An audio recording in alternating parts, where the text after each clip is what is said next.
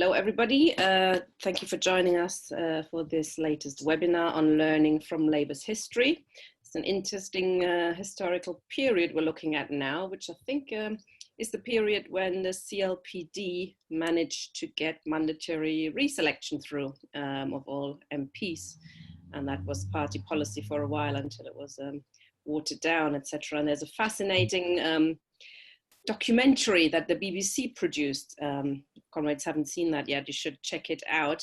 It's about that struggle of getting mandatory reselection through, and it shows John Landsman being played by an actor and actually fighting for principled politics, which is very unusual considering his trajectory since and how he's developed since. So that was the time when he did fight for mandatory reselection, which he dropped as soon as Jeremy Corbyn became leader of the Labour Party. Funny that. So before I introduce Kevin as our speaker, I presume most people have heard what has happened in Liverpool. Kevin is one of the Wavertree Four who've been suspended for daring to criticise their MP, Paula Barker, and for daring to question if their CLP is overrun by anti-Semites and hounded out Luciana Berger, who defected to the Liberal Democrats. And that's a crime now, so he's been suspended. It's as part of a witch hunt which has been expanding massively over the last couple of weeks. I've seen quite a few suspension letters, and a couple of them have turned into expulsions now straight away for comrades who wished Chris Williamson good luck when he left the Labour Party. That's led to their expulsion now without a hearing or anything. So it's bad times. We've done a petition in support of the Wavertree Four. I hope comrades have seen this and can sign up to it. It's besieged by some technical problems as well, so it comes offline again, and I hope it's only technical issues and not political issues. You never know these days what counts as permissive critique and what's not allowed in terms of PC and what's anti-Semitic, etc. What's perceived to be anti-Semitic. So it's not good. Anyway, we're also organizing a conference, the Labour Left Alliance, together with Labour Against the Witch Hunt, in which we are discussing the leaked report and our response to it, the response of the left. That's up on the Labour Left Alliance website and the law website, so I urge comrades to register for it. We're timing it to coincide with the release of the investigation into that leaked report, so there isn't a fixed date yet. We wanted to coincide with that whitewash, no doubt. So a slight diversion there, but back to Kevin and the subject today. So he titled it "The End of the Party." Take it away. Yeah, the party's over. Party's over, sorry. Yeah, it's time to call it a day. They've taken our pretty balloons, or they've burst the moon. I can't remember the song now. I called it that because of a few newspaper headlines I remembered from 1983, the general election of that year, in which Labour came very close to being overtaken by, I think it's about 2 percentage points by the Liberal Democrat SDP alliance. And it wasn't just the electoral fortunes of the Labour Party that I'm interested in. It's also the idea of what I might call a crisis in social democracy. And when I was preparing this, I found this, of the sessions that I've done so far, the most difficult, because actually it's quite near to our own times. And for some of us, it just seems like current affairs. In many ways, the sort of immediate past is actually more remote. It often seems quite stranger to us than the far distant period, I think. So I wanted to try to locate what was happening in the British Labour Party with maybe this idea of the crises that many states and that many capitalisms were facing in the 1980s, 1970s and 1980s, and particularly to think of the post-war consensus, particularly the sort of social democratic consensus that existed in many European countries, the Keynesian consensus of being able to manage capitalism, and that this was facing a very severe challenge at the end of the very long post-war boom, the rise in oil prices in the early 1970s. In Britain, that was particularly accompanied by so-called stagflation, which was a very contradictory process. When I studied economics in that period, people were trying to explain how you have inflation with economic stagnation. The two are not supposed to go together. And of course, unemployment was starting to reach over 500,000 people and would move towards 1 million, but of course by 3 million and probably more by the early 1980s. So I wanted to think of this, of a crisis and how various political forces responded to it. So rather than just seeing the response, say, from the trade unions or from the left, I also wanted to think of the ways that capitalist politicians, and particularly what I might call the pro-capitalist wing of the Labour Party, because I hope that those of you that have followed the talks and thought perhaps about it, can see that Labour is in a sense almost two parties. There's clearly a rank and file, a left element in the party, but there's also a very strong pro-capitalist leadership. And so in a way, you can see these divisions between the two sides of the party, a workers' party, which has its roots in the labour movement, but also in many ways a bourgeois party, a party whose politicians are committed in various ways to upholding capitalism. So social democracy is, I think, that sort of coalition between those two elements, and that coalition starts to fragment. And indeed, this is a period in which it's under some of the greatest crises.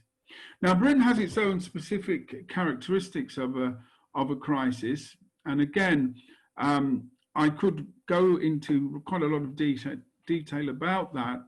But what I wanted to do was to think of it in terms of not only an economic crisis, problems of productivity, problems of trying to, investment and development in the economy, but also to think of that as a political crisis. In 1974, The Economist magazine ran a series of articles in the time of the first general election of that year in February, in which it raised the question whether Britain was ungovernable. And in the middle 70s, those sorts of questions about the stability of British society, whether, for example, the threat from the labour movement, as many of the capitalist cartels see it, was so strong, indeed whether Britain could actually hold together.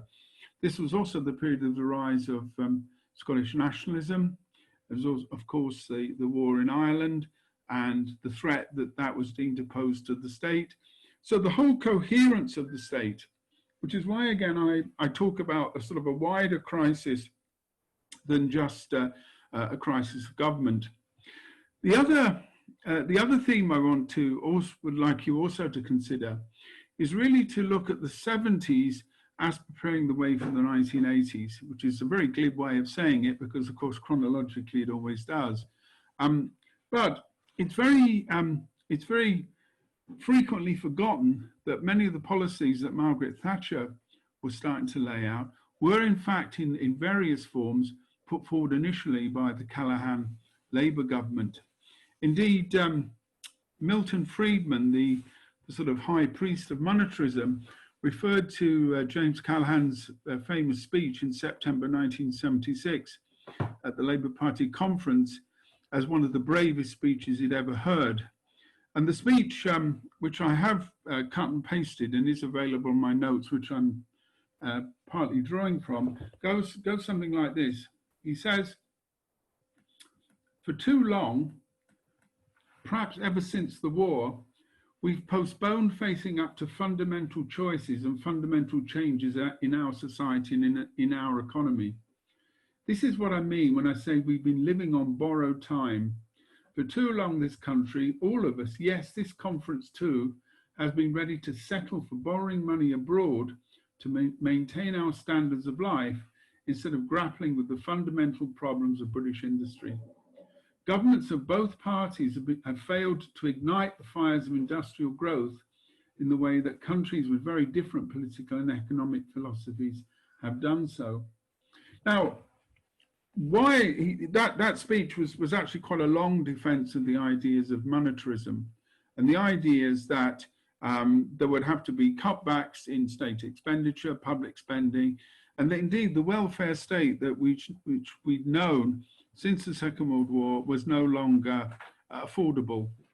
But there was also an idea that the British economy was facing some very severe choices, and that the people who would have to pay for that would be obviously those people who benefited from the welfare state, but also the references there to productivity. It would also have to fall on those in work, the working class in particular, but also on the power and the role of the trade unions. So one of the sort of underlying assumptions of post-war social democracy was for continual growth, was for relative stability, and Callaghan is now actually challenging that. And indeed, in the way that the Callaghan government deals with the so-called IMF crisis, a run on the pound, the possibilities of, it was posed as national bankruptcy. It obviously wasn't going to be anything of the kind. But that the response to that, and in succeeding years, prefigured much of Thatcherism. The first cuts in public expenditure that had been made since the 1940s, and the beginnings of a rhetoric that we were living beyond our means and so on. But this was also initially attempted by the Callaghan government as a type of reconstruction of social democracy. Rather than go directly onto the attack on the trade unions and the working class that Margaret Thatcher would attempt, Callaghan attempted to rejig social democracy. He brought in ideas of partnership, the sort of corporatism, much of it drawn from, from continental Europe, particularly from Germany, the idea of social partnership, in the language of the social contract, very little to do with Rousseau, and plenty to do with wage restraint and the idea that workers would have to make sacrifices, particularly in a period of very high inflation. So that was one way of trying to respond to the crisis, of trying to incorporate the trade unions, particularly the trade union leaders, and to use them to police their members. That was in quite marked contrast to the Heath government of the early 70s, who'd decided on a more confrontational approach, and that had resulted in their defeat, a number of big industrial actions, notably the miners, a number of other strikes as well. Now, the Callaghan government attempted, in a sense, to restructure and restore social democracy, the Keynesian consensus, but that ran into very severe opposition from the working class movement. Callaghan also had political problems. His majority was disappearing. The government had a very slender majority in the first place, but this began to disappear through deaths and defections and so on. So politically, he was in a very difficult position, but he managed to keep that government on the road, but he faced very severe opposition. And what I wanted to try and do in here was to argue that opposition particularly from low-paid public sector workers, this was the first occasion when we saw widespread strikes in the public sector, culminating in the so-called Winter of Discontent in 1978, 1979. This economic resistance, as it were, was also, I think, the beginnings of something of a political change as well. So what I'd like to try and emphasize is that all sides of the movement are responding to this crisis. The right, the pro-capitalist wing, in attempting to make capitalism work, are trying to incorporate the trade unions and trying to use that as a method, using wage restraint and so on. And that gets a pushback from the rank and file, particularly amongst groups of workers who'd never previously been involved in militant action, local government workers, people in the health service, and in education in other areas as well. So that period of the late 70s, culminating in the so-called winter of discontent, is, I think, a very significant period, because alongside this economic challenge is the emergence of a political challenge. Now, that challenge takes two forms, I think. The one which is given some of the most attention is the growth of, in the parliamentary Labour Party and indeed in the cabinet, the development of a type of left Keynesian policy, the so-called alternative economic strategy. Now, this is advanced initially by Tony Benn in a cabinet paper which he puts to the cabinet around the time of the discussions about whether they can take the loan from the IMF. But it very quickly broadens out into a wider economic policy which starts to gain a degree of popularity in both the left of the Labour Party and the trade unions.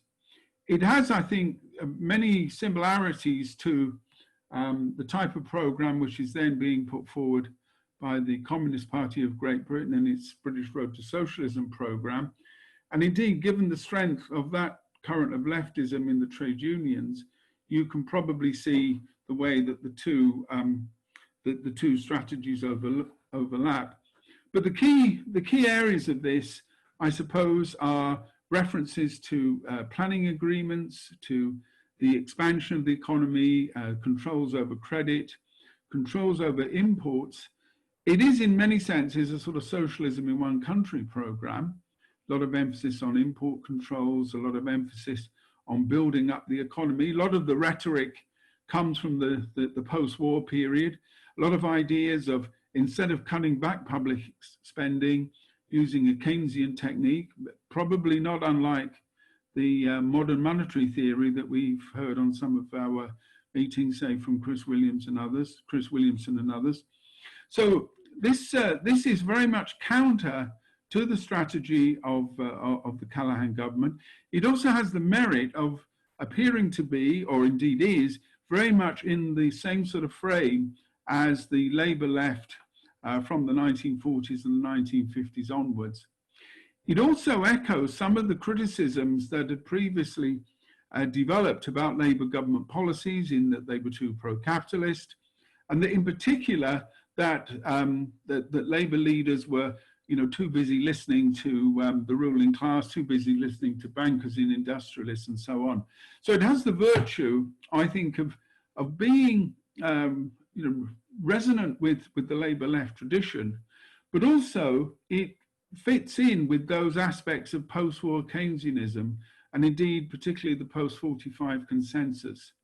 So although it's posed as a challenge, and indeed it is clearly seen by many people as a challenge, it still operates very clearly within, I think, the frameworks of capitalism, and indeed it still attempts to manage capitalism as opposed to transforming it.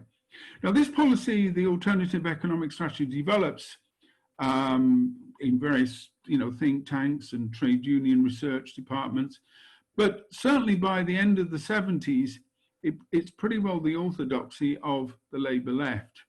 And indeed, in the 1983 general election, it will be the basis for the economic programme of the Labour Party, which, if you do look at it carefully, is actually, I think, although people talk about the last Corbyn election programme as being the most left-wing, I think in practice this one was further to the left, with its with a much sort of heavier emphasis on economic planning and a much more directed economy in that way.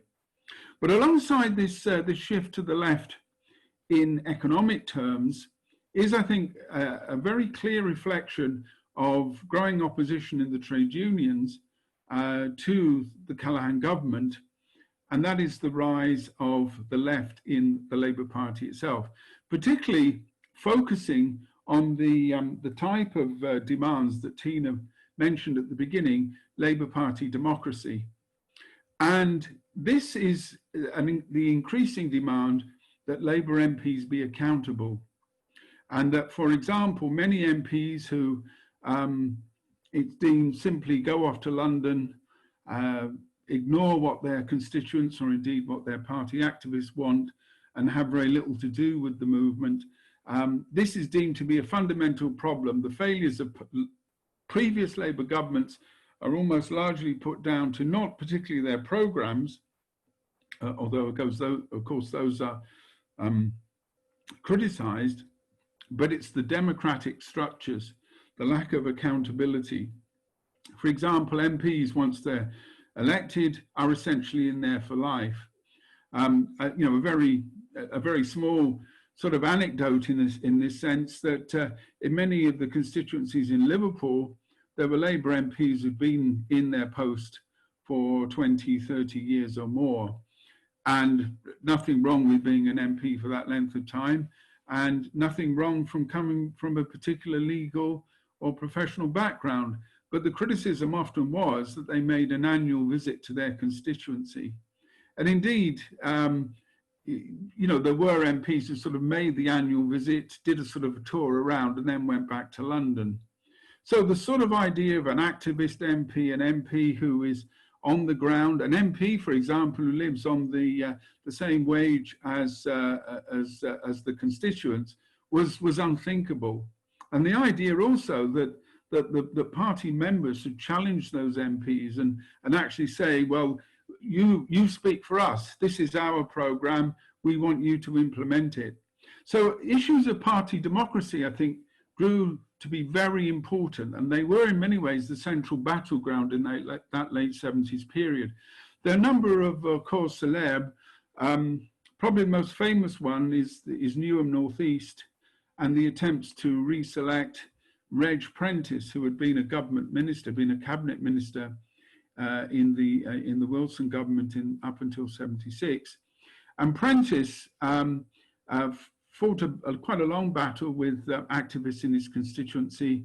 He eventually defected to the Tories and ended up on not only in the Tory benches, but then later in the House of Lords. Now, he was just the first of what would be a later development with the SDP and with the defection of around about 28 or so Labour MPs who went over to the SDP. But this, I think, was really a sort of sign of things to come.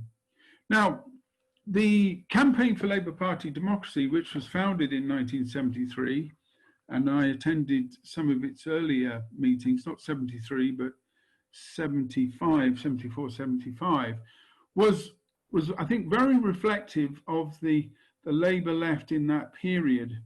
And one of the things I think that I'm trying to perhaps explain is to really talk about the nature of that Labour left.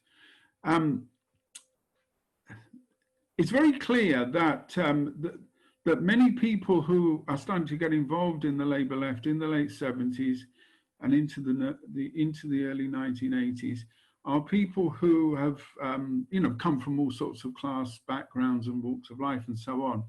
But there's a very clear correlation, I think, between militant trade unionism and activism in those areas.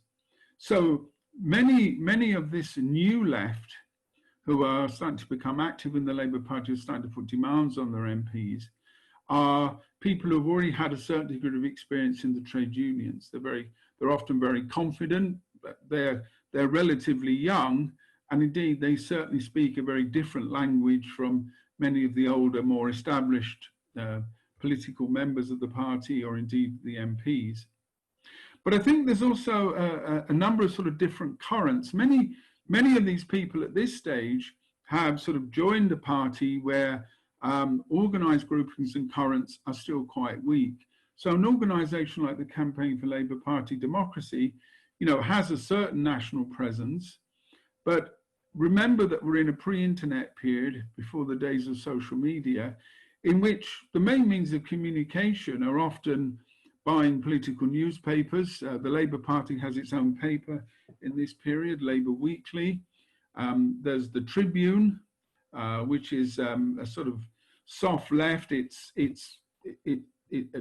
appeared initially before the Second World War, but it became the sort of house paper of the Bevanite wing, and it was a sort of a licensed left.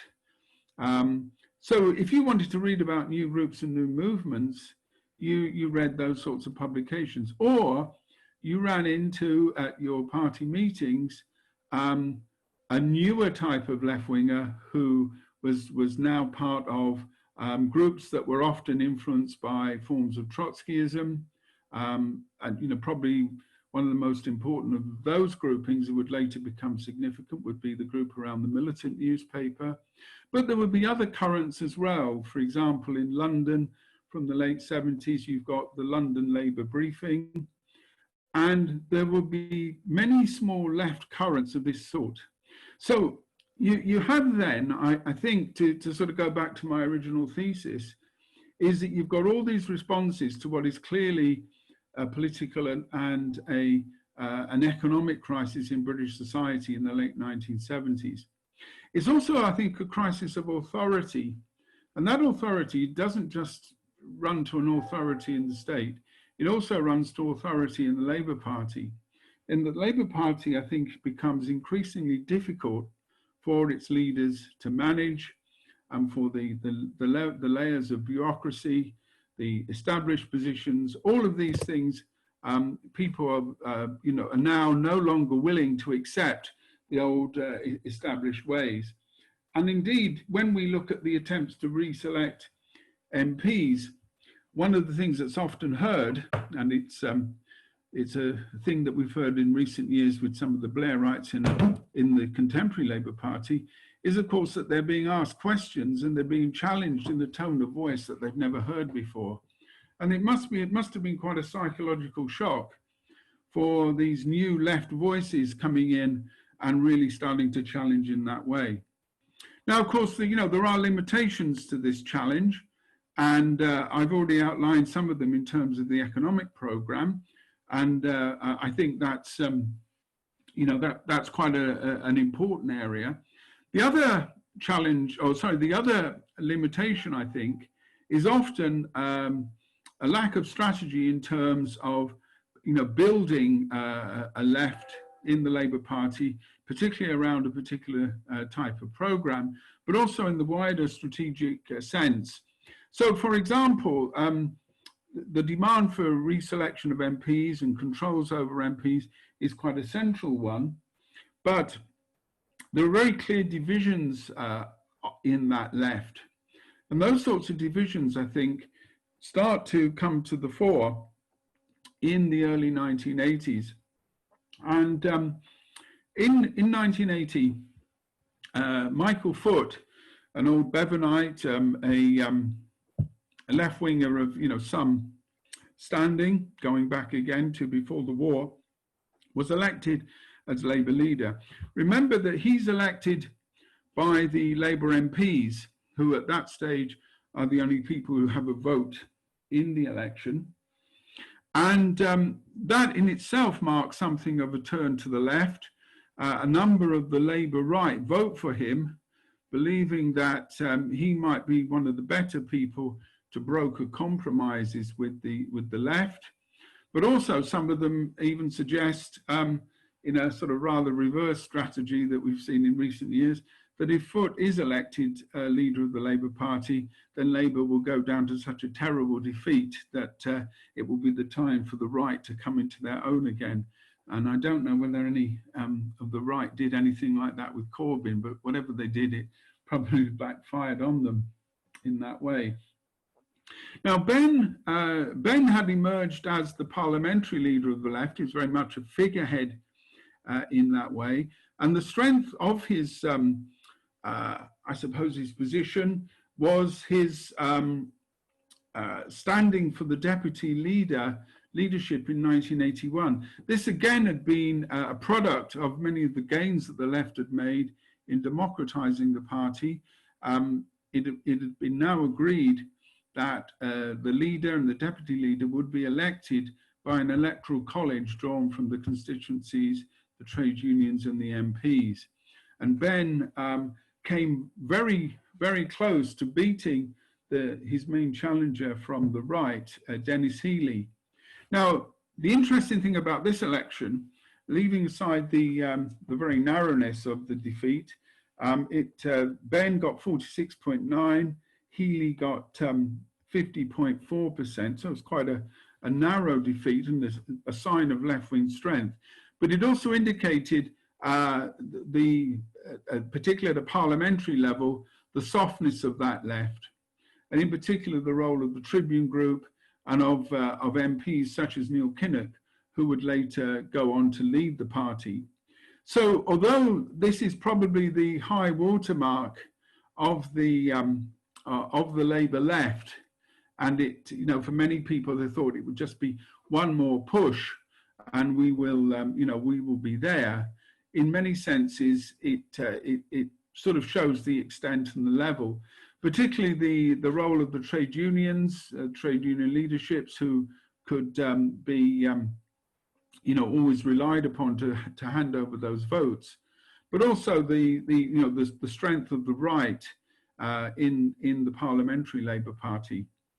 Now, this push to the left, and indeed in the 1983 elections electoral manifesto, which is again a fairly radical election manifesto, in many ways comparable to the type of Mitterrand policies that were developed in France in the early 1980s. As I said, this sort of left Keynesianism and the planning and control of the capitalist economy. This was too much for many of the Labour right. They tried to organise against it, but were increasingly finding themselves in many constituencies marginalised. And in 1981, there was an open split. The so-called Gang of Four went off to form the SDP. And I've already referred to them. The aim of that grouping and the aim of many in the Labour right was to form, in a sense, to go back to the type of right-wing social democracy that had been advocated in the 1950s. And so for many of them, the golden age was the age of Gateskill, the age of consensus.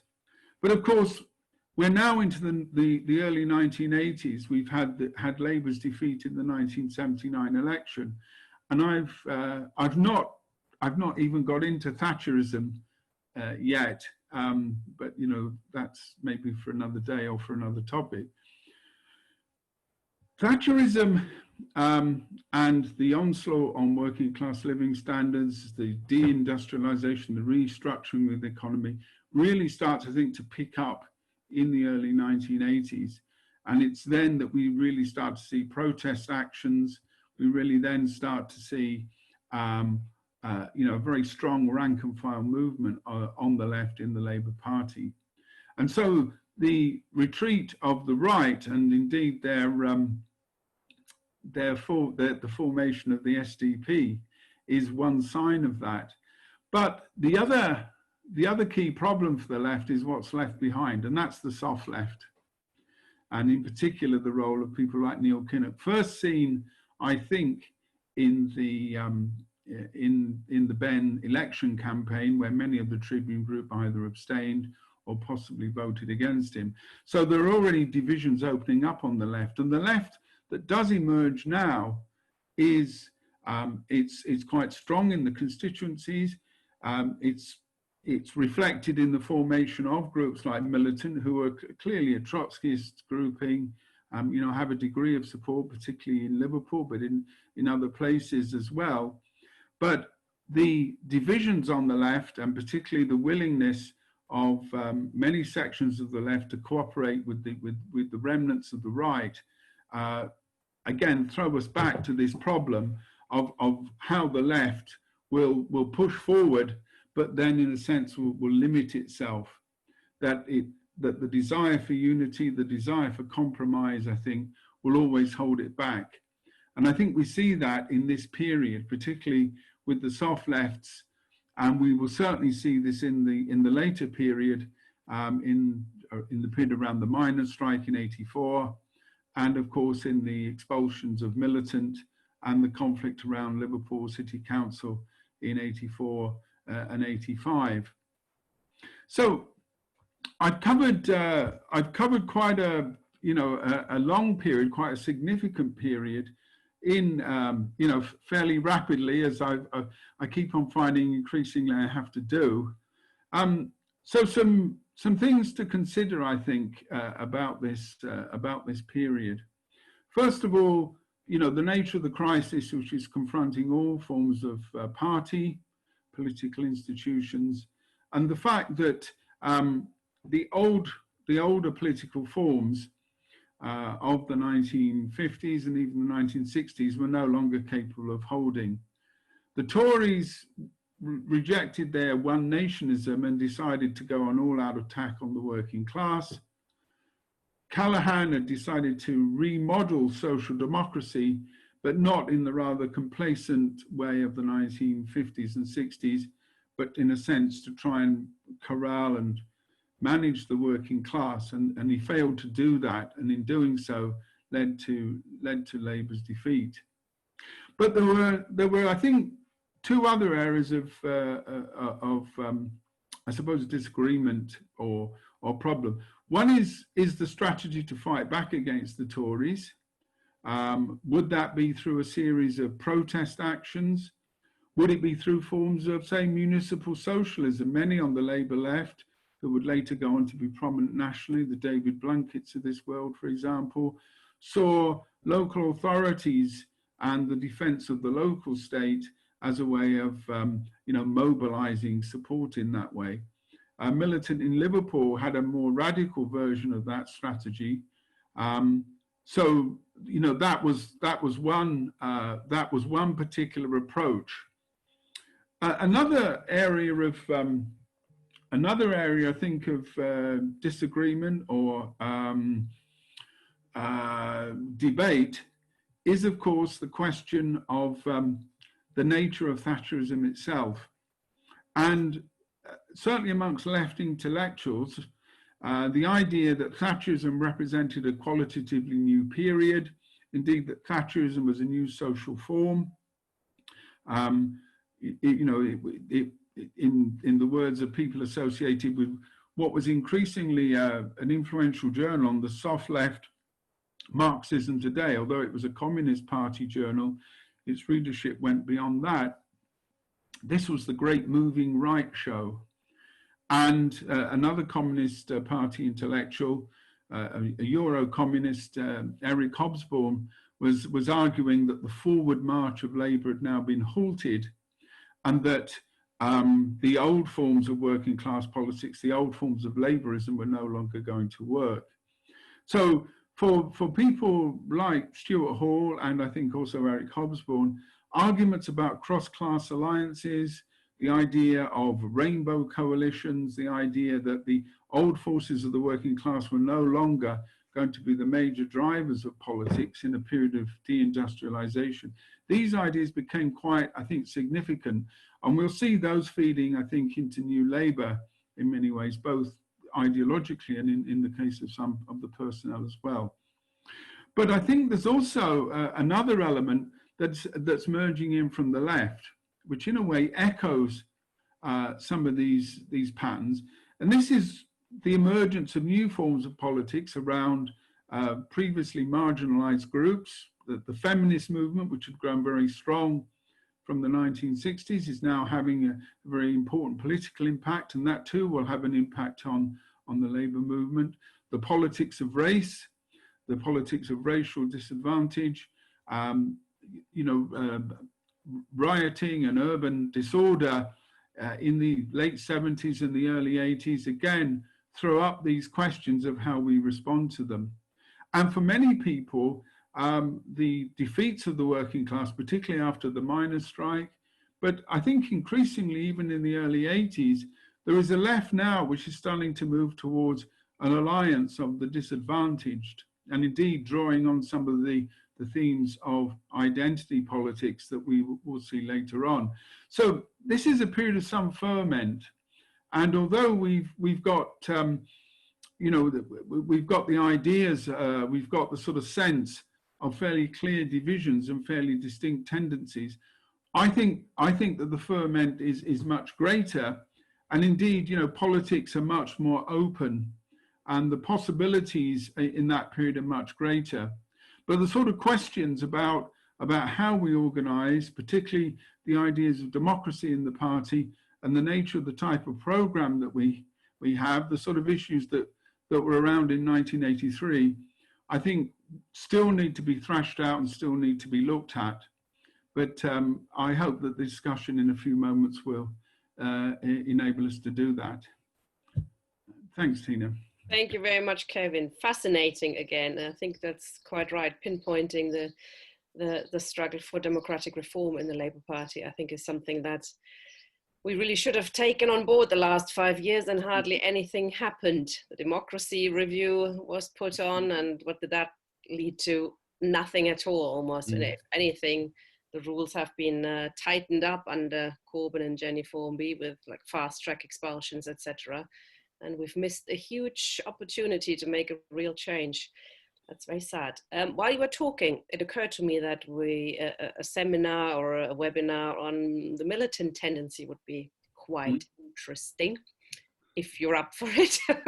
We keep adding seminars at the end, but maybe have a think about it. Might not have to be you to do it. Yeah. Well, I think there may be some comrades coming in who might even be able to do that as well. I mean, there may be a debate actually, because one of the things that I thought has worked very well in these series have been the debates. You know, particularly because I'm sure there's a load of stuff that I've left out. And if you're sort of sparring with somebody or you're having a discussion with somebody, then it often works better that way. Indeed, and there might be even some people from that tendency who might be interested in joining us for a debate, and I'm sure they have a different view on it than you do. Okay, I'm bringing in the first couple of people who wanted to indicate. Mike, could you switch on your... There you are. Okay, fire away. You're still muted. I'm trying to unmute. Oh, sorry.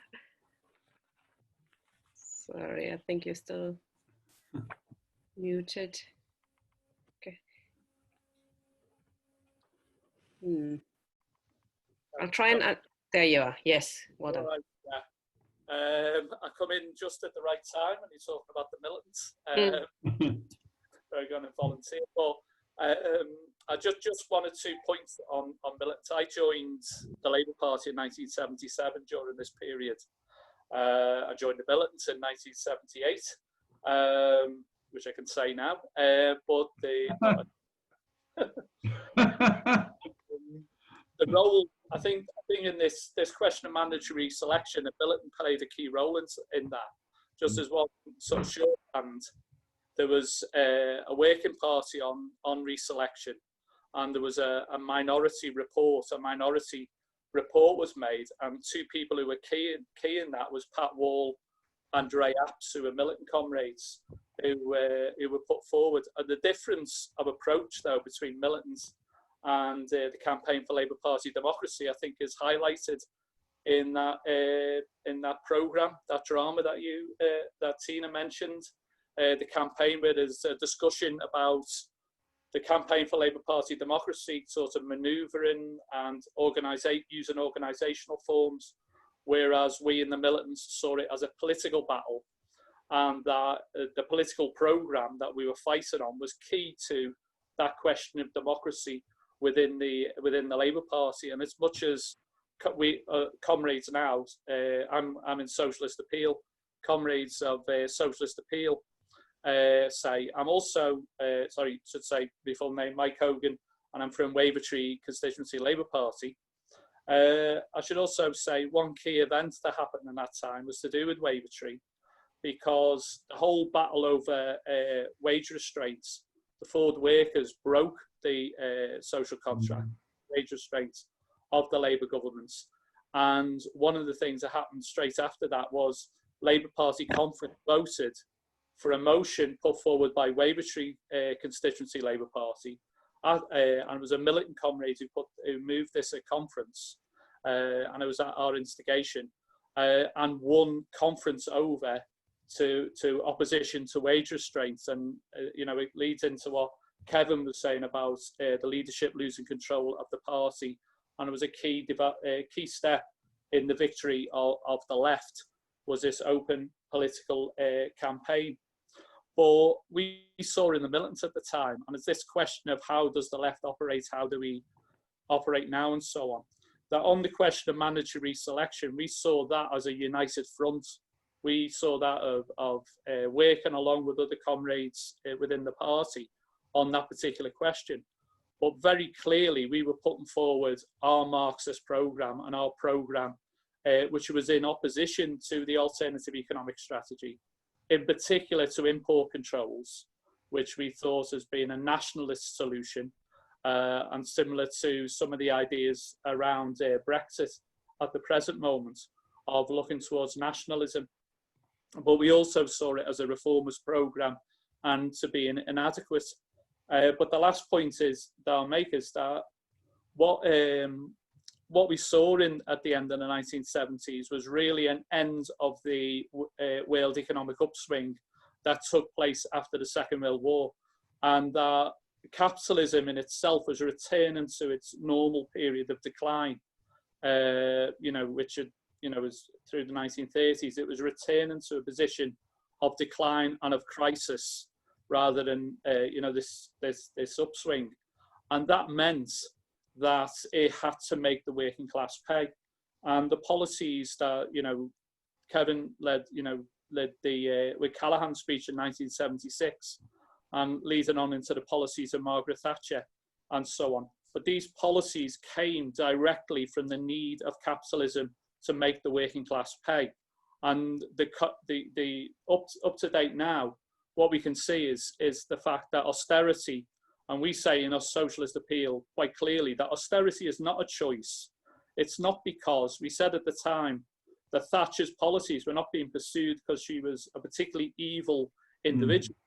I think she probably was an evil individual, but it wasn't because of that. It's because she was representing her class. And just as the Tories now, or coalition, the Tories, and in fact the Labour Party was advocating in 2015 austerity, and looks like they're going to go back to advocating austerity, that is a position of the capitalist class, and it is rooted in the crisis of the capitalist system. And until there is a revolutionary programme to overthrow capitalism, then in fact an anti-austerity programme will not achieve its end result of putting austerity into the dustbin of history. So it's directly related to the economics. You know, Marxist analysis of directly relating it to the economics of the situation. That's all I'll say. Thank you. Thank you, Mike. I'm bringing Matthew Jones next. Could comrades please quickly introduce themselves? Thank you. Hi, Matthew Jones from Glasgow. Can you hear me? Yeah. Yeah. Yeah. All right. Okay. No, I think there's a whole. I don't envy Kevin trying to deal with this period because there's a lot of things in it, and you can only pick out bits. I think that really the important sort of international development really is the end of the Bretton Woods system in 1971, and in which obviously the impact both of the economic crisis and the Vietnam War, the system goes off, the whole monetary system set up by the Americans and so on after the end of the Second World War, and there's then a deliberate effort to move from a position of having productive capital, industrial capital, towards finance capital, and that's the shift. That's the shift to Thatcher, is the shift from production and all this effort to try and organise and whatever else productive industrial capital towards finance capital and the City of London, and that's the key shift in terms of Thatcher. That's why Thatcher starts shutting down all the industry, deliberately. The other thing, of course, is the exceptional level of militancy of the British working class, particularly in the 70s and 80s. And the fact that, of course, you don't have, there's not, unlike, say, in various other parts where the Communist Party is quite dominant in many parts of Europe and in other parts of the world, there isn't that. And there's a political openness of the class itself. And as you say, new layers coming forward.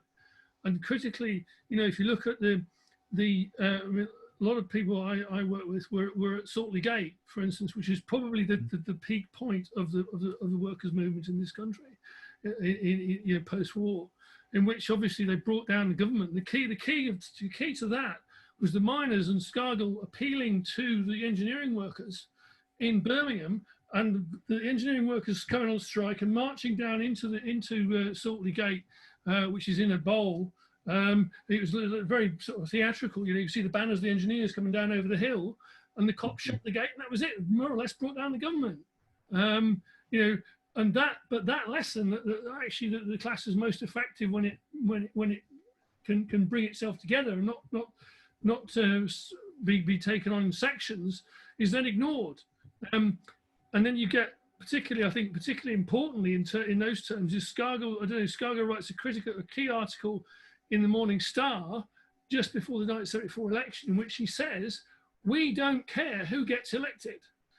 We just want the money." I mean, which is a clear load of nonsense. I mean, it's an abdication. I mean, surely the working class does care who the hell gets elected, and it has a stake in all of this. And then you wind up with the situation, as you say, in terms of the development of the Callaghan-Healey government, as the starting point for the move to monetarism, the move to finance capital, the destruction of industry. In terms of what actually goes on in the Labour Party, of course, you have this. I mean, a substantial influx of people into the Labour Party, and certainly also it retains to a large degree a working class base.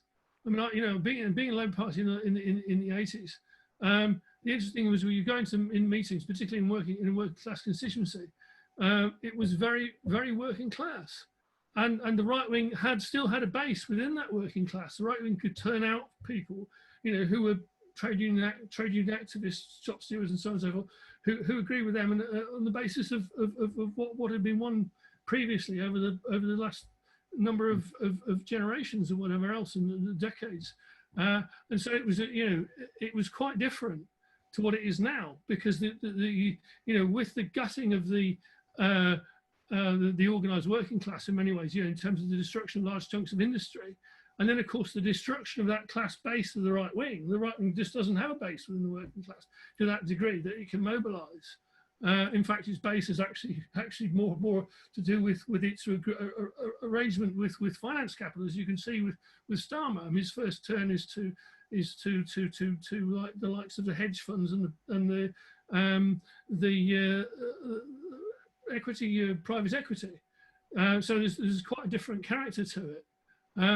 And then you get to the point of the absolute sort of dichotomy between, in terms of the leadership of the Labour Party, of course, has never been particularly keen on supporting any industrial action of any sort, which becomes absolutely naked in the miners' strike of 84-5, when, of course, the leadership basically is twisting and turning because it doesn't really in any sense want to support that strike.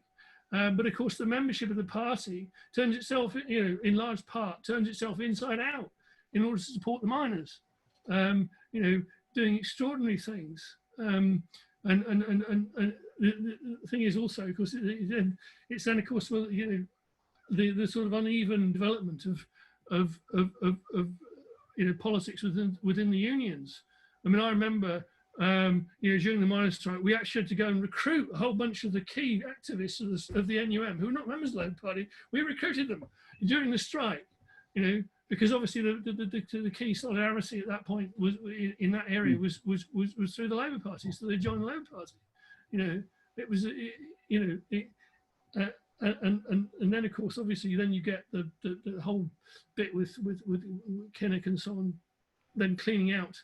Repressing the left again, you know, as obvioush the base of the organised working class is then progressively smashed, deliberately smashed by Thatcher and the move to finance capital. In fact, of course, they abandoned you know, the notion of having a large productive industry and merely sit in terms of having a parasitic city of London, which feeds off, you know, in a very nakedly imperialist way, the rest of the world, effectively. You know, so it totally alters the nature of the society and leaves us in the sort of mess we've got at the moment. So yeah, I mean, it's a hugely interesting period. Thanks. Thank you, Matthew. Alec Price, please, if you could start your video. There you go. Oops. There you go. Hi. Okay. All right.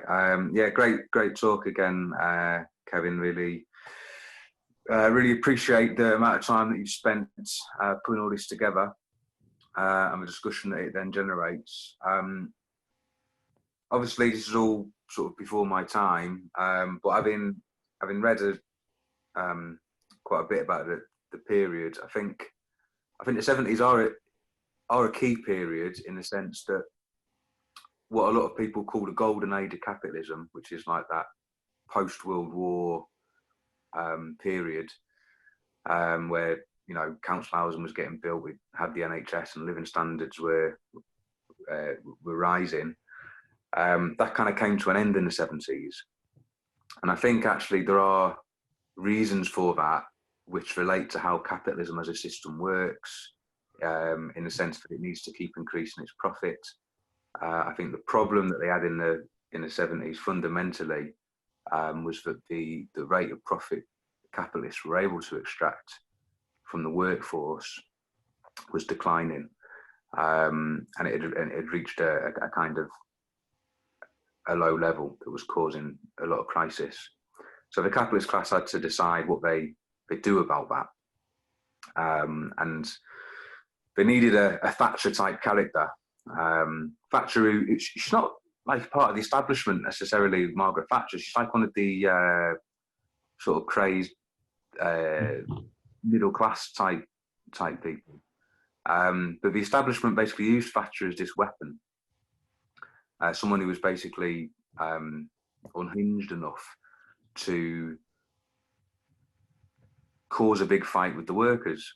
Because the idea of Thatcherism was that if we can reduce the wages the workers are on and reduce the terms and conditions and create new industries that aren't unionised, then we can start making our profit again.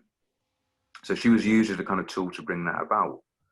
And obviously there was going to be a fight back about that. The reason why that Callaghan government, that Callaghan Labour government collapsed was because they tried to kind of negotiate with the trade union leaders a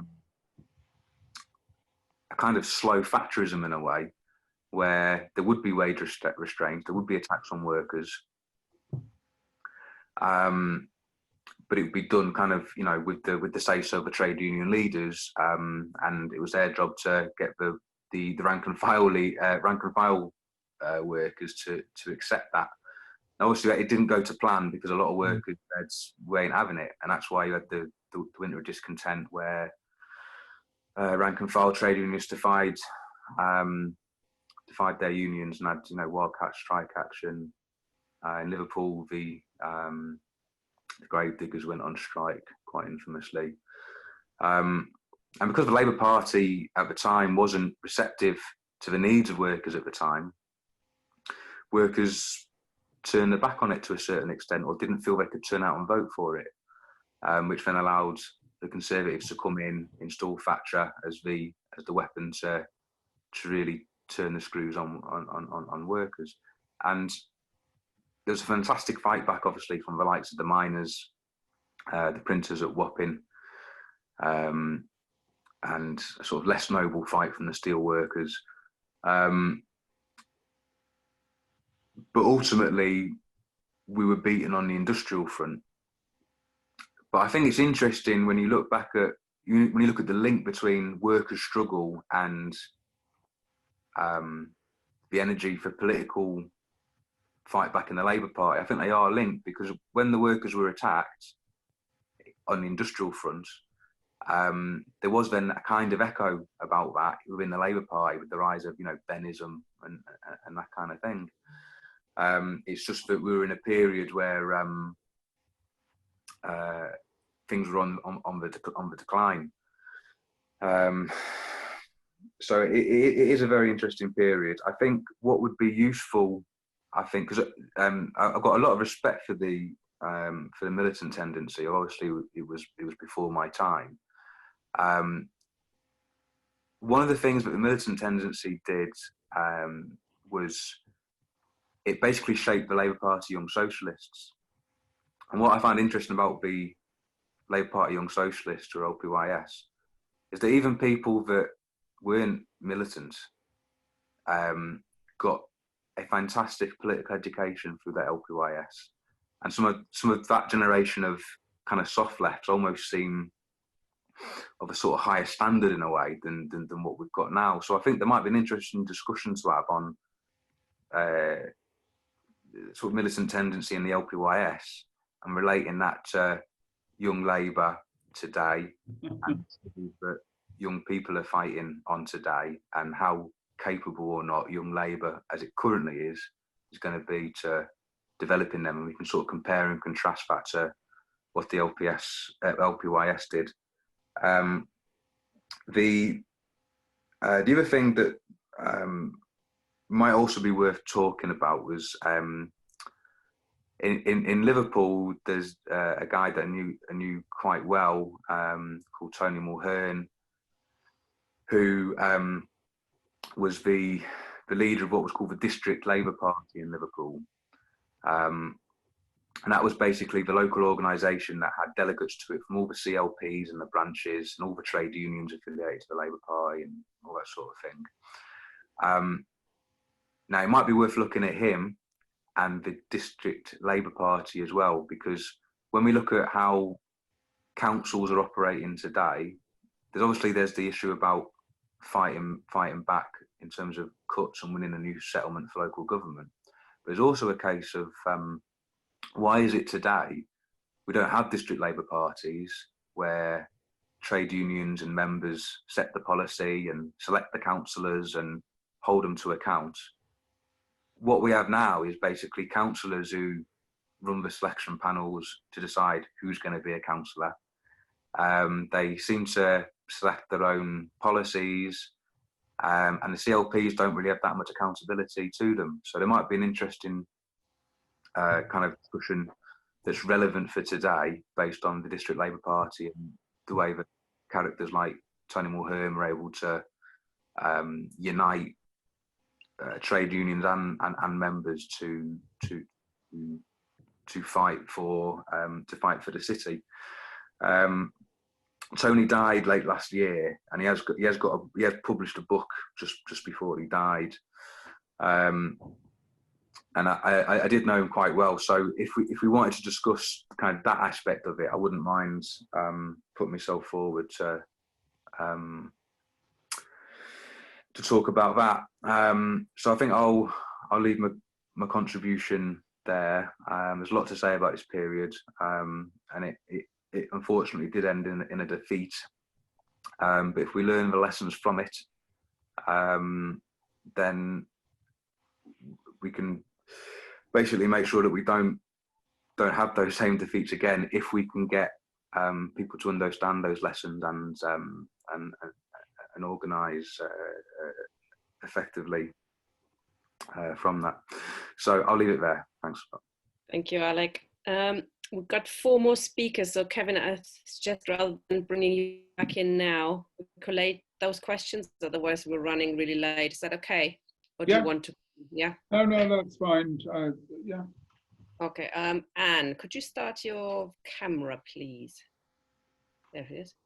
Okay. We can only see the top of your head. There I am. There you go. Okay. Okay. You're lying in the bath. No. I'm sitting on my couch, yeah. Oh, that's okay. I actually just did have my dinner, so I am incorporating these meetings into my day, all right? So have my dinner in front of Kevin's talk rather than the TV. 2 minutes. Okay, so Anne McShane, I've contributed to these discussions before. I'm a Marxist living here in Ireland and actually a member of Labour International, and lived in Britain from 1986 to 2006. So I arrived just after the defeat of the miners' strike, and unfortunately things didn't get any better after that. So really I just wanted to respond to this question on the lessons of this period. So for me, I think, from my understanding, and I know more about the history of the Communist Party of Great Britain in this period than I do really about the Labour Party, I would say myself that it is very important to realise the role of the Communist Party. I mean, obviously, militant were very active in that period, and we had Liverpool, and I've read a book, I think, that was co-written by Tony Mulhern about the experience of the Liverpool struggle in the 1980s. But also the Communist Party, with all its problems in that time, and there were many, until, we suppose, maybe 1983, 1984, were playing an important role in terms of the working class movement. I mean, indeed, Arthur Scargill, don't know if he was a Communist Party member, but he certainly was a close fellow traveller, and many other trade union leaders and rank and file members of unions were in the Communist Party. So I think that, like, obviously the Communist Party had its problems, as I said, politically, in terms of its attitude to the Soviet Union, in terms of its attitude to the realisation of socialism in Britain. In fact, actually, the BRS, I think, has often been compared to Militant's programme at the time, which was like a left Labour government being pushed to taking power, or by taking governments, by being in government, taking power. So I would raise that question because I think it shows the importance of political organisation, left-wing socialist political organisation, and the need for a party of the working class, as opposed to viewing the Labour Party as the party of the class, because obviously, I mean, I'm sure people would agree with me, it isn't that. It's a contradictory party which has, bourgeois working class party, and will always, in power, come down on the side of the bourgeoisie. So you've got this conflict going on all the time. I think the existence of the Communist Party during the 1970s, for certain, made the working class movement far more militant. So I don't think it was like the fact that it was militant in and of itself. I think the fact of these political organizations, their existence, made it far more political and gave it some form of political direction. So that's really like my main point. And just to say, in terms of what Alec Price said, I think you perhaps corrected yourself at the end, but when you say you thought that Margaret Thatcher was a loon, well, I don't agree with you. I think that Margaret Thatcher was an extremely right-wing, obviously she was an eccentric individual, but she was an extremely effective right-wing politician. And the battle that she took, took up with the British was a strategic battle which they won, and they did it and her government did it in such an effective way, through using the fact that the trade union leaders were worried at the end of the day about their own status, about their own money, the way in which that government managed to undermine the working class movement and undermine it through the trade union leadership. I think was very, very important. I actually studied the role of the anti-trade union laws many years ago and interviewed a number of militants, both from dockers and from electrical engineers in Britain, and it seemed to me very evident that the strategy of the Thatcher government was very effective, and she knew who she was dealing with, or her government at least had studied their class enemy in a way that I think that the working class movement at that time didn't have the same awareness of. Anyway, thanks. Thank you, Anne. There's a couple of questions in the Q&A, which I'll just quickly read out. From David Bread. How close do you think Labour was to victory in 1983 when the Falklands War shifted the dynamics of the voters? And Carol Taylor-Spedding is asking about the June, it's not quite about the period we were discussing, but she's saying, asking, militant trade unions have been mentioned quite a lot. How could the teaching unions have better taken on the disastrous decision to state schools on June the 1st? I think I've just read today that Keir Starmer made a big deal about having offered to the government that he would help to get the unions on board, and his help was, brushed aside. A poor man. If only the Tories would listen to him more. Bringing in Marion now as the next speaker from the floor. 3 minutes, please. Yeah, I think I joined the Labour Party around about 1976. But I'd been radicalised probably the year before, and I got involved in the national abortion campaign that was set up in that year to fight against the James White Bill, a Labour Party MP from Glasgow Pollock. That's what got me more into more politics. But I joined the Labour Party then, partly after, because I always realised that the Labour Party was very important, especially they may not be important reforms for some people, but coming from my background, made a real difference to my life. I'm one of 8 children, and we lived in a 4-bedroom council house. But before that, there were 6 children, and my mum and dad in a 2-bedroom council flat. So, you can see the reality of that.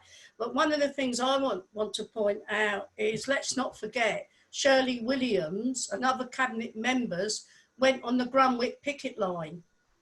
She may have become part of the SDP and the Gang of 4, but at certain times they did actually go on picket lines. So it's a much more complicated relationship than some people seem to be implying. The other thing I think it's important to realise is I moved up to Birmingham in late 78.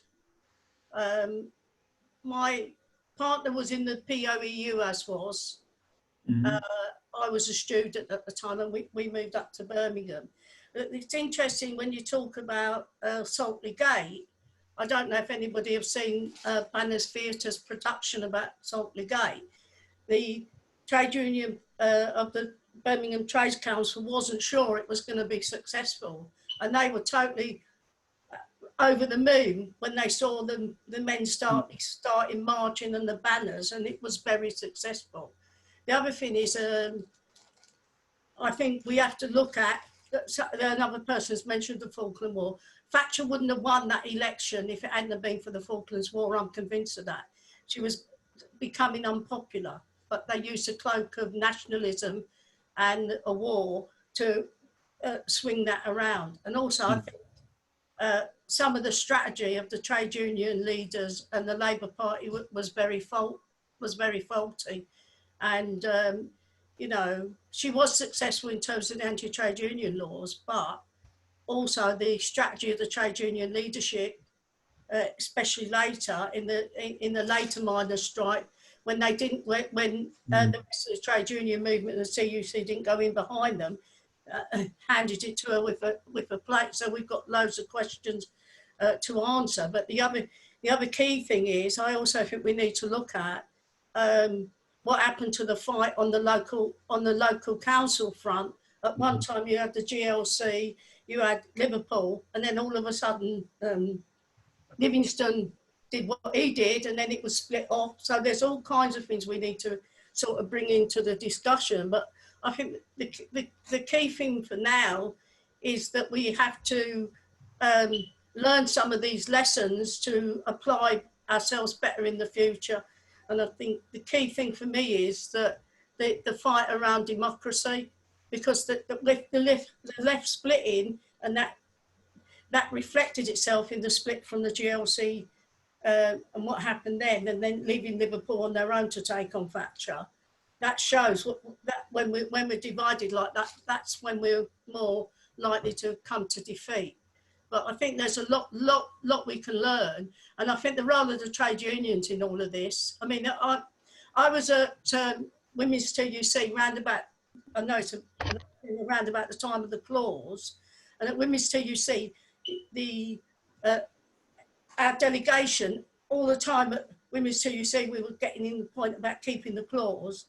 When we come to Labour Party Women's Conference, Jeannie Drake, Deputy General Secretary, would walk down, and we were told we could not speak, we could not vote, we had to abstain. So we couldn't speak, but I'll tell you, every time somebody made a pro-clause 4 speech, we were clapping like mad to let everybody know that where we were, but we were under instructions that we couldn't open our bloody mouths.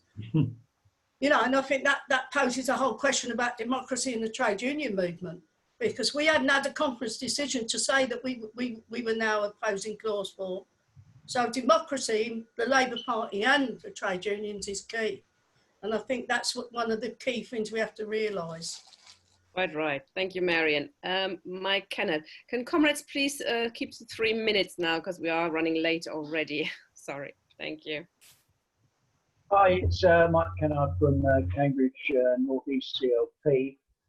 Yeah, that last point about democratisation of the unions is absolutely key as well, because whatever we do, the Labour Party, I mean, I disagree to some extent with, and that the Labour Party is the party of the working class, infected obviously with bourgeois tendencies, but you've seen that when the membership are actually given their voice, then it moves to the left.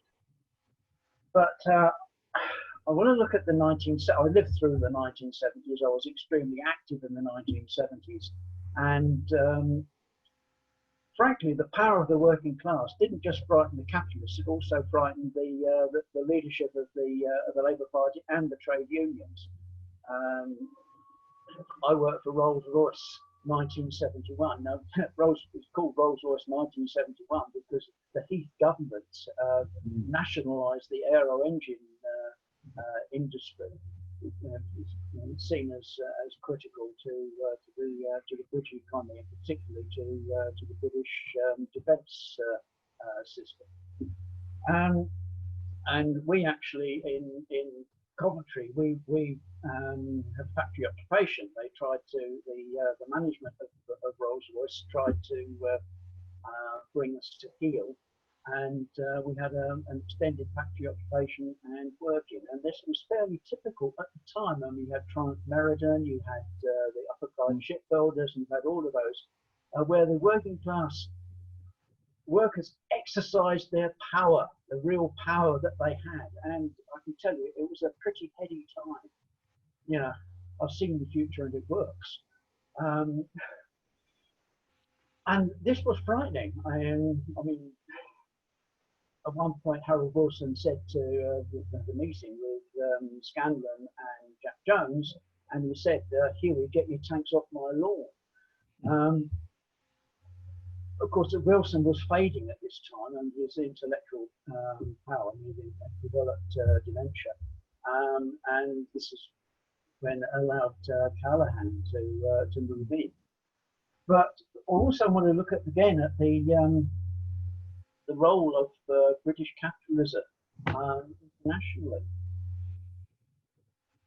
The Falkland War was staged. It was staged by the Thatcher government gave a clear indication to the Argentine junta that it was okay to move in on the Balkans by withdrawing the South Atlantic Patrol, the Untitled Chapter and so on, sort of interested in the history of the Navy, obviously, and that the South Atlantic Patrol, my brother was in fact involved in that, and that was withdrawn by the Thatcher government. So, I mean, it was a gamble. It was a gamble. Whichever right-wing government lost that war was going to lose power. But it was a way that the Thatcher government, she was ruthless. She was ruthless in the defence of finance capital.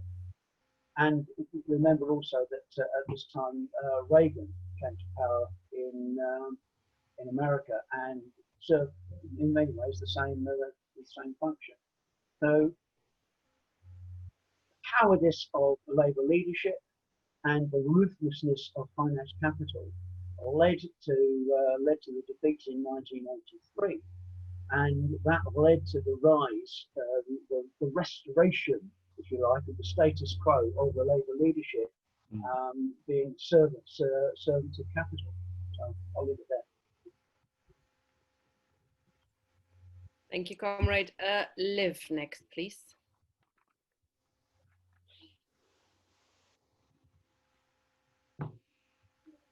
Hello, can you hear me? Yes.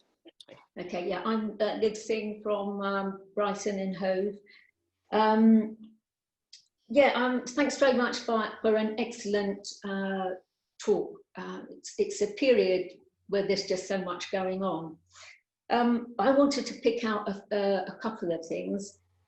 Firstly, I think this is a period of massive contradictions in the working class during this period as well.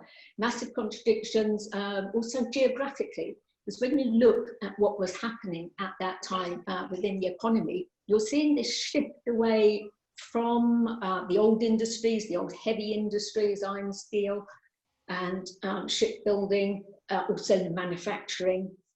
And there is a geographical aspect to that, of course, because that's largely in the north of England.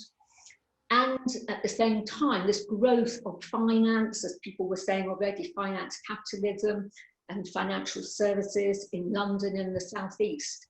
And so I think, to understand that period, we have to remember that all of these contradictions were existing. And so whilst you had the attacks on the working class in those old industrial areas in the north, at the same time, you had, and massive, of course, unemployment in those areas, you actually have, for working class people who were in employment, many of them were actually doing very well. And so, there you can see the divisions that were growing within the working class as a whole, I think, very much during this period. And in terms of economically, why this was going on, I think we have to look at the United States, as people were saying, like Reagan came in at the same time. Their economy and their economic policies, which is, essentially was going back to the unfettered capitalism of the 19th century, was very much, rooted in what happened in the 1970s with the Chicago School of Economists. So they had this new economic system already made and set up, and it was in the 80s, you actually saw it, blooming. The other thing I think that is also quite critical and key to pick up from this period is the narrative and how narrative changes at this time. People have already said the ruthlessness of Thatcher, but also how clever she was in the policies that that she brought forward. But also that when you look at the narrative that was used at that time, particularly over, say, home ownership. Home ownership, was the sale of council houses. We saw that's very much a key part of what Thatcherism was about. And the narrative was very much, you know, an Englishman's home is his castle. And this type of narrative, I think, is actually very powerful and very strong. And it keyed into a lot of what was happening to working class people, particularly, as I say, those who were actually in employment. And that extended through to the whole of the nationalisation of the old industries as well. So there you have the, in addition to home ownership of democracy, you've also got shareholder democracy, because you've got the Tories presenting nationalisation as a way of the working class enjoying the benefits of denationalisation. So you see a really clever use of narrative, and I think I do see it as largely from this period. You see it really happening strongly, because I don't remember it. I mean, I lived through this time as well, and I don't remember politicians being as clever in how they manipulated their narrative, how they put their policies across to people, you know, before that time. Yeah, I think those are the main points that I wanted to make at this point. Thank you. I found it a really interesting talk, and also the comments as well. Thanks. Has been. Thank you, Liv. Okay, Alan is our last speaker from the floor. I've unmuted you. Thanks, Tina. Okay, Tina, I'll try and be as brief as possible to keep it down for you. Kevin, very interesting talk as usual, covering a very large period of interesting history.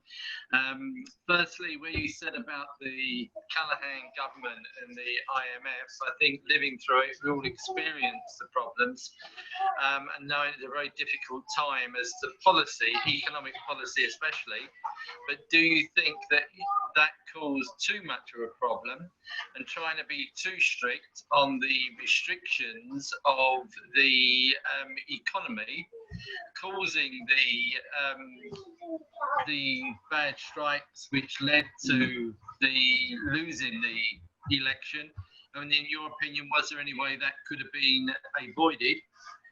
When you then move on to Michael Foot, it was very interesting you saying about how he got elected, because I think that was possible for somebody to get elected in that type of situation when they were all done by MPs. Certainly wouldn't happen in the current situation.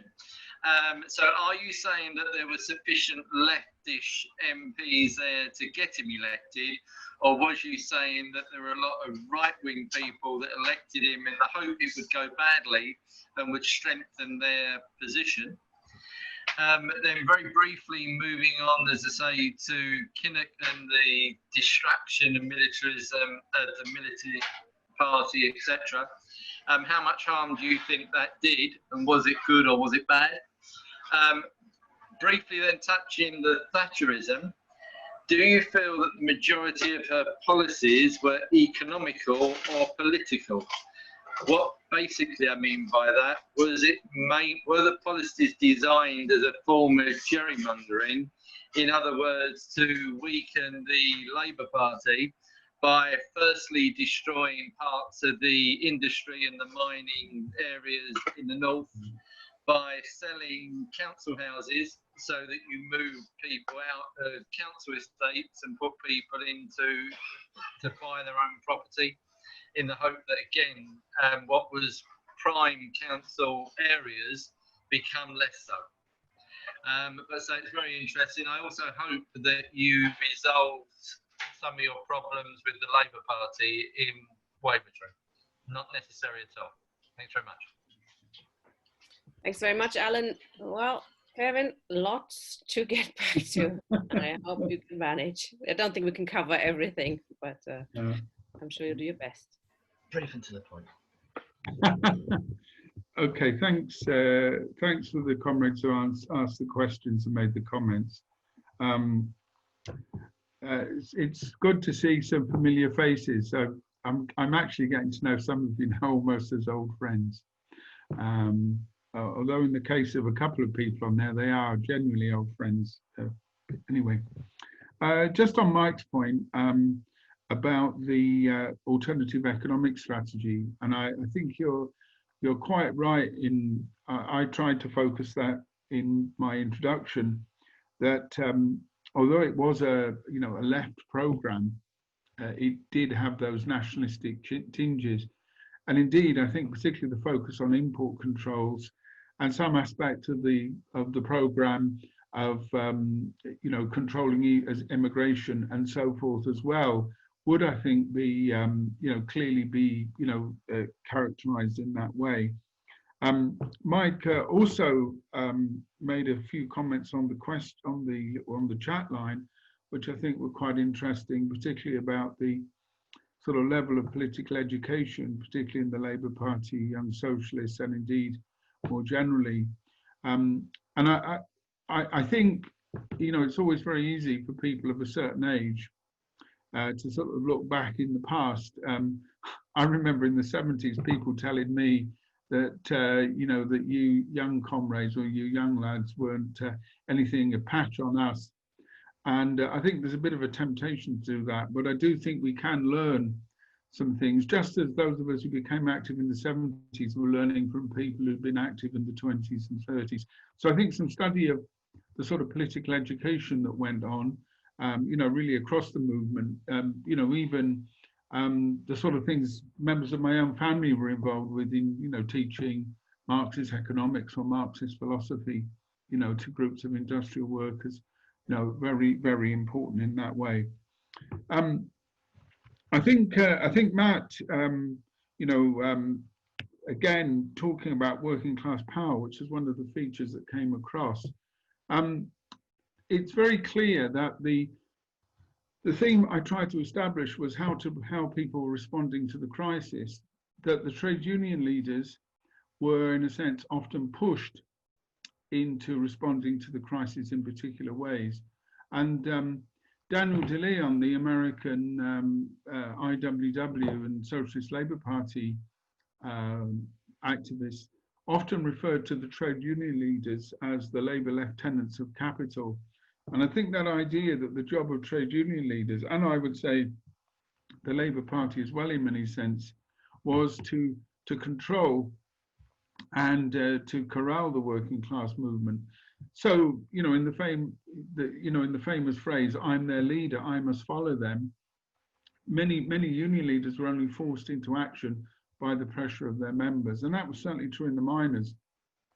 In this early period in the 70s, people like Joe Gormley were amongst some of the more right-wing union leaders, and often you find militant strikes. For example, right back in the early 70s, Tom Jackson, who was the leader of the postmen, as they were then called, postal workers, was a very, very right-wing Labourite, and yet he led a strike, was often forced into strike action. So I think this idea that the organisations of the working class can also be ways of controlling the working class, which I think many people coming into political activity in the earlier period were very well aware of, which is why the issues of democracy, democratic accountability and control became so important, because workers have built up these organizations and they invest in them with a lot of time and energy, money. There are generations of people who put their lifeblood into these organizations, and they have a tremendous loyalty and a tremendous prestige. And that weapon is a double-edged weapon. It can often be used to control the working class as well as mobilize it in that way. There was a couple of questions sort of floating around about the Falklands. Mike mentioned the war as a sort of staged provocation. Certainly, coming from the same town as Mike, a long time ago now, though, I was very well aware that the developments in the Navy and the fact that Britain had effectively withdrawn its patrols in that area. So I think it's certainly true that the Falklands War was a very useful development. And what better way to fight an election than wrapped in the Union flag and beating the patriotic drum. But I think there also were other problems with that election in '83. And, you know, it has a familiar ring. Many of the Labour MPs were less than enthusiastic. And certainly there was a great deal of sympathy for the Liberal SDP alliance. And so I think that, you know, Labour appeared to be divided. Foot was obviously pilloried, and pilloried very badly, you know, in a way that's comparable to Corbyn. But that, I think, doesn't entirely explain, you know, the defeat. I think one of the issues about Labour's defeats in this period, as indeed in later periods, is in a sense the sort of programmes that Labour is offering and the ways that they do it. And I'll come back to that, you know, in a moment, or right at the end anyway. A couple of points on district Labour parties and local government. I do think those are really worth another session, particularly because of the situation that many local authorities face today, and the fact that in the 1980s, the idea that local authorities could, in an alliance of local authorities, stand up to the government. And the militant example in Liverpool, I think, is an important one to study and to discuss, as is indeed the role of district Labour parties. I think though we have to be just a little careful about maybe romanticising the maybe the pre-70s period or the pre-80s period.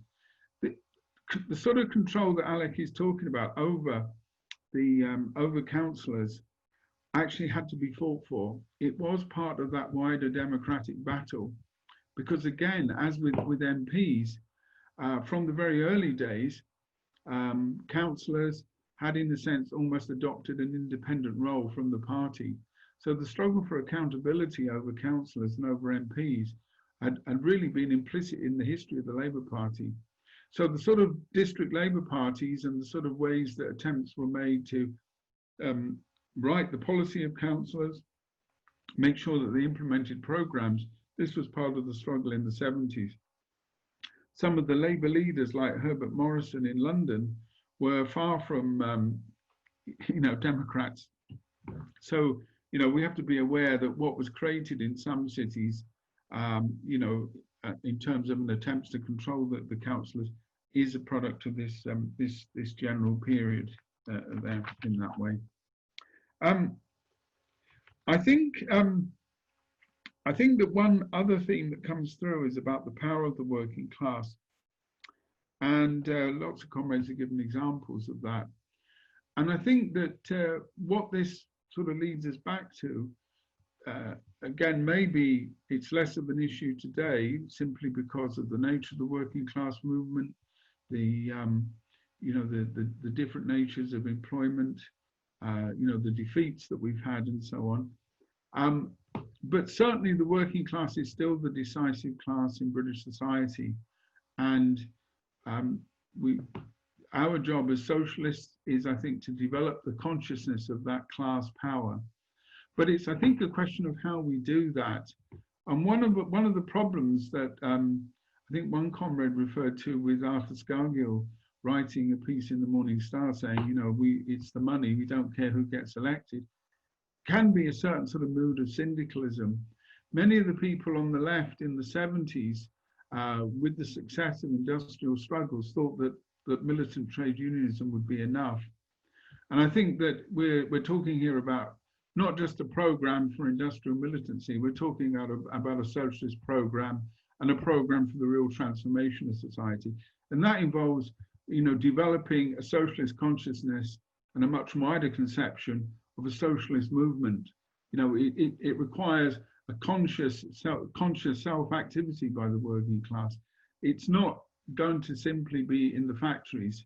We're looking for a political struggle that can forge the working class into the ruling class. And that requires, I think, a much more fundamental strategy than many of the strategies that were attempted in the 1970s in that way. I was quite interested in Liv's comments, because what that raises to me is the issue about the nature of Thatcherism. I touched on it and wondered whether people would pick up on it.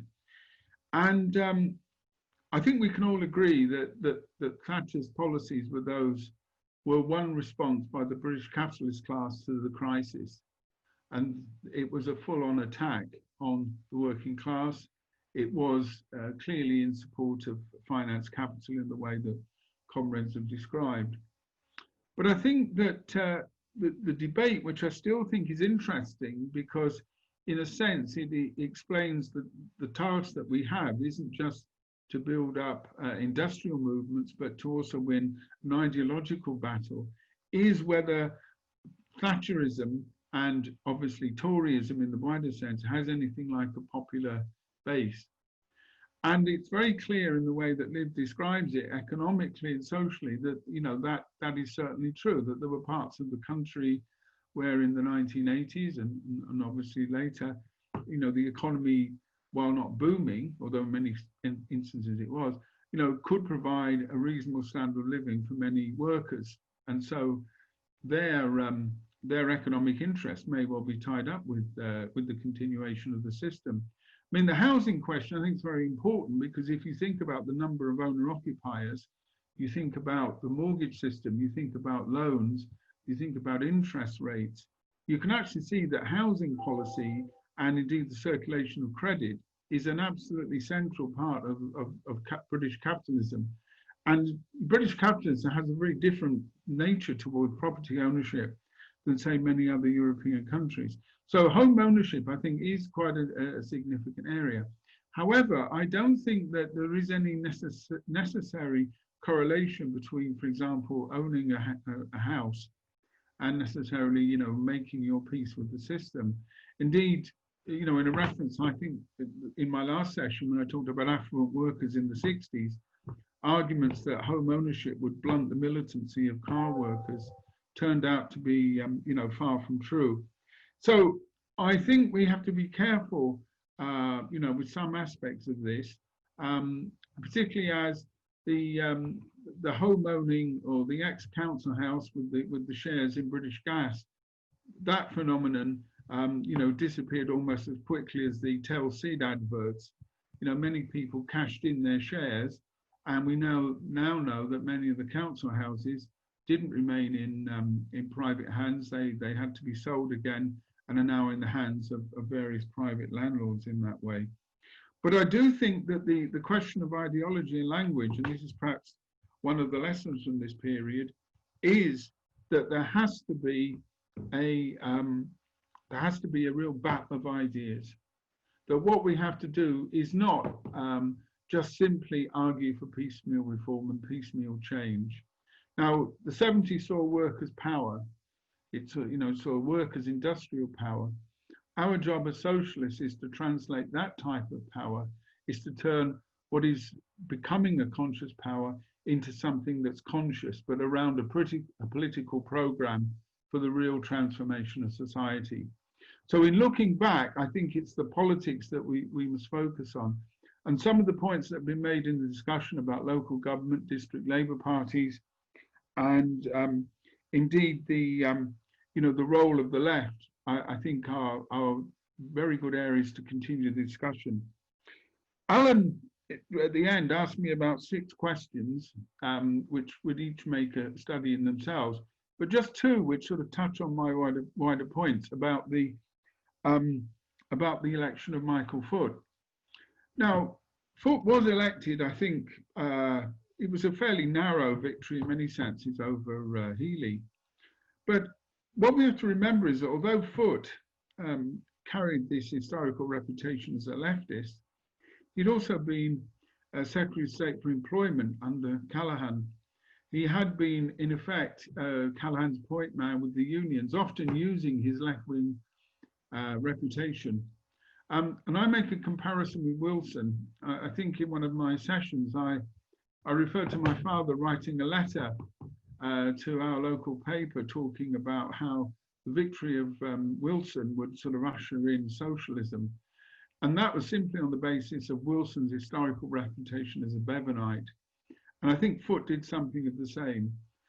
Foot was clearly far to the left of many contemporary politicians. You know, he was an able intellectual, you know, in that sense. But his leftism was, I think, of a very limited kind, and it was more rhetorical. And indeed, in many senses, it worked in many of the ways that people in the Labour left do, which is to confine it within the Labour Party. In other words, focusing on unity, focusing on maintaining the unity of the party and compromising with the right, and therefore compromising with capitalism. So Foote, I think, is a good example of this rather Janus-faced nature of the Labour left. And of course, the further we go back, further we move away from them in time, the more their leftism becomes sort of hallowed in the memory. But I think, you know, by their deeds, sure you know them, and we can see the nature of Foote as a Labour leader. You know, for example, his treatment of a Labour candidate like Peter Tatchell in Bermondsey. It's a little case I didn't get to mention, but please look that up. It talks about the sort of pressures that left-wing candidates were under in that period, particularly those who made any sort of commitment towards, you know, a militant type of struggle. But some good questions, and you know, thank you. You've made me think as always. Thank you very much, Kevin. That was a very enjoyable session, I think. And I like these sessions when we make you do some more sessions at the back of it, or start thinking about it. Now that you're not a CLP secretary anymore, you should have loads of time to prepare more sessions, right? So definitely, I think something, and we discuss how we're going to do it. Something on local authorities and the militant would be interesting. Yeah. And a little piece of information there, which I only found out a little while ago. There was a campaign called Labour Against the Witch Hunt when Militant was being kicked out. And you know who the president was at the time? Jeremy Corbyn.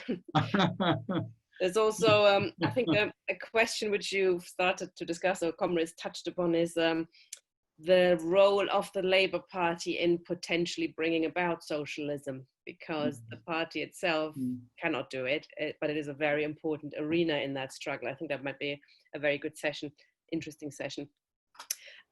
Join us next week to discuss about the Antichrist. I think we'll get into Tony Blair. That's next Thursday. And on Tuesday, we have an interesting session on Marxism and the ecological crisis with Alan Gibson. Please do sign that petition in support of Kevin and the rest of the Waiver Tree 4. It's an important struggle that will get worse before it gets better. Thank you very much, comrades. Have a good evening. Thank you, Tina. See you next week. Bye-bye. Okay, bye.